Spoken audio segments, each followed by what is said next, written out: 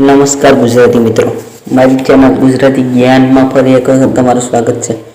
મિત્રો, હું તમને આજે રાવણની અધૂરી 6 ઈચ્છા વિશે થોડું જણાવીશ।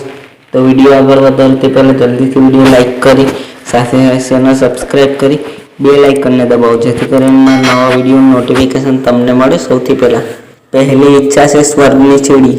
દરેક વ્યક્તિ પૃથ્વીથી સ્વર્ગમાં જઈ શકે તે માટે લંકાપતિ રાવણે પૃથ્વીથી સ્વર્ગ સુધી સીડી બંધાવવાનું કામ ચાલુ કરી દીધું હતું, પરંતુ જ્યાં સુધી આ સીડી તૈયાર થાય તે પહેલા ભગવાન શ્રી રામના હાથે લંકેશનું મૃત્યુ થયું। આમ તેમની પૃથ્વીથી સ્વર્ગ સુધી સીડી બનાવવાની ઈચ્છા અધૂરી રહી ગઈ। લંકાપતિ રાવણની બીજી ઈચ્છા હતી કે સમુદ્રના ખારા પાણીને જીવ માત્રને પીવા લાયક મીઠું બનાવવું।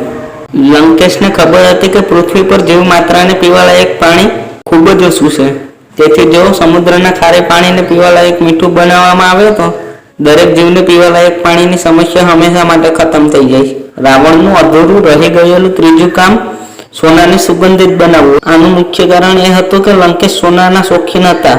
એ કારણથી જ રાવણે પોતાની આખી લંકા સોનાની બનાવી હતી।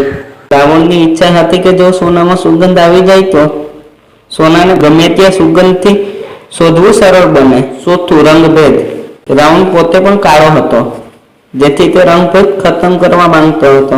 લંકેશની ઈચ્છા હતી કે દરેક લોકો ગોરા રૂપવાળા દેખાય। પાંચમી ઈચ્છા છે લોહીનો રંગ સફેદ બનાવવો। લંકેશ લોહીના રંગને લાલને બદલે સફેદ બનાવવા માંગતો હતો, કારણ કે તે લાલ રંગને અશુભ માનતો હતો। મિત્રો, છઠ્ઠું, લંકેશની એવી ઈચ્છા હતી કે સંસારના લોકો ભગવાનની પૂજા બંધ કરીને તેની પૂજા કરે, પરંતુ ભગવાન શ્રી રામના હાથે માતાજીના નામ નોરતા બાદ 10મા દિવસે રાવણનો વધ થયો અને રાવણ મૃત્યુ પામ્યો, જેથી તેને આ 6 ઈચ્છા અધૂરી રહી ગઈ। તો બસ મિત્રો, આજના વિડીયોમાં આટલું જ। તો મિત્રો, કેવો લાગ્યો વિડીયો? જો તમને પસંદ આવ્યો હોય તો તમારા મિત્રો સાથે જરૂર શેર કરો, અને હા, સાથે ચેનલ સબસ્ક્રાઈબ કરી લો, કારણ કે હું આવા જ્ઞાનથી ભરપૂર રહસ્યમય વિડીયો આપણી સરળ ગુજરાતી ભાષામાં બનાવતો રહું છું। તમારો બહુમૂલ્ય સમય આપવા બદલ ખૂબ ખૂબ આભાર।